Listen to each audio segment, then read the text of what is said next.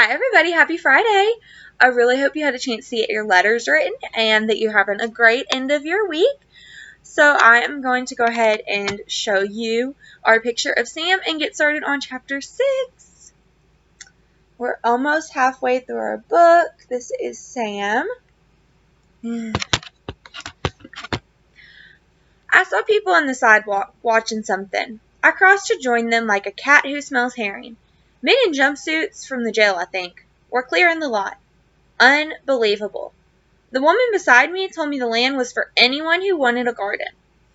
Even more unbelievable. The word paradise came out of my mouth without thinking. The woman looked at me strange. It's a hobby with me, studying words.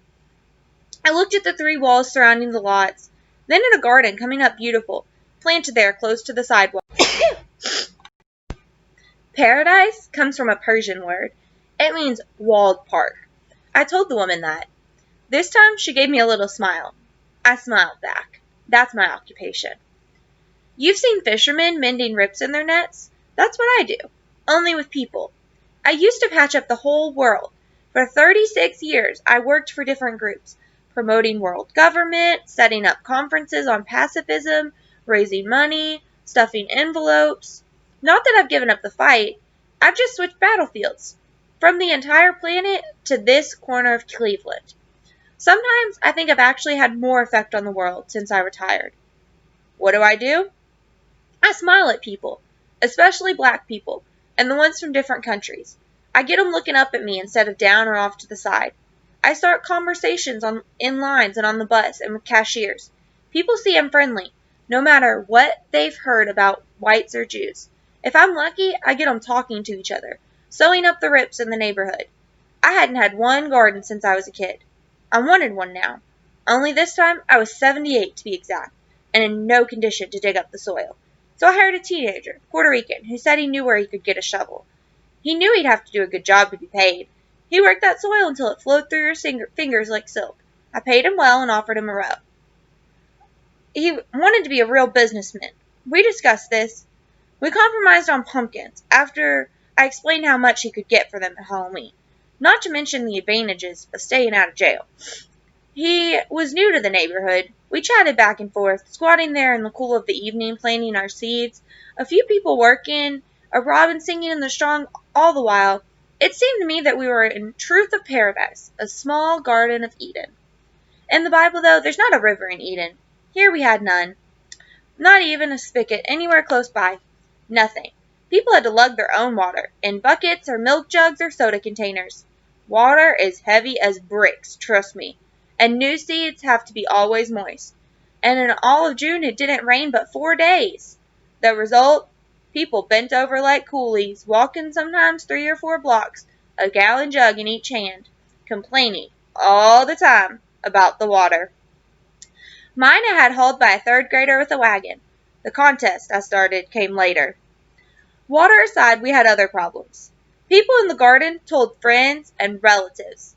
The lot was big, there was plenty of room, but when newcomers joined, at least at the beginning, they could usually get a spot near people they knew. One Saturday when the garden was fullest, I stood up a minute to straighten my back, and what did I see? With a few exceptions, the blacks on one side and the whites on another, the Central Americans and Asians toward the back. The garden was a copy of the neighborhood. I guess I shouldn't have been surprised. A duck gives birth to a duckling, not a moose. Each group kept to itself, spoke its own language, and grew its own special crops. One man even put up a pole and flew the Philippine flag above his plot. Then there was the garbage. A few well-brought-up people in the building and around the lot still used it for trash. I just couldn't get out of the habit. They just couldn't just get out of the habit. They emptied their ashtrays out of their windows and tossed all sorts of stuff. One day a bottle came down, like a meteor. A man picked it up and threw it back, straight through the window it came out of. A minute later, 5 more flew out. Next up, I thought to myself, there's going to be a fight. Instead, thank God it was only shouting. That crazy homeless man, the one who used to sleep on the broken-down couch, he also missed this lot being a dump. He showed up, saw his couch had been taken, and started ripping out people's plants. The police had to come. Some people started worrying, looking ahead to ripe beans and tomatoes and thinking about strangers coming in. That week, a woman put chicken wire around his garden, 5 feet high, complete with a little gate and padlock. The week after that, someone built a board fence. Then came the first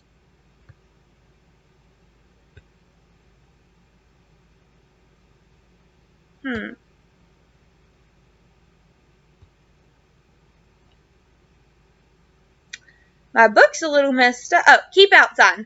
Then were the crowning achievement, barbed wire. God who made Eden often wrecked the Tower of Babel by dividing people from paradise. The garden was turning back into Cleveland. Alright, so this chapter was a little bit about how divisive the garden was, even though the first few chapters were all about how people were really loving the garden and it was kind of making them have somewhere special. This man's kind of taking a step back and he's noticing, well, it's still really divided. So if you've noticed, all these people are getting something out of it personally, but it's not really making them come together as a community yet.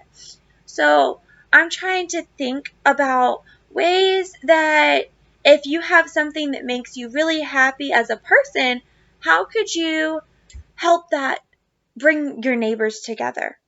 So I live in an apartment complex, so I live with lots of people around me. A lot of you all probably do too. Some of you probably live in houses, so you have neighborhoods.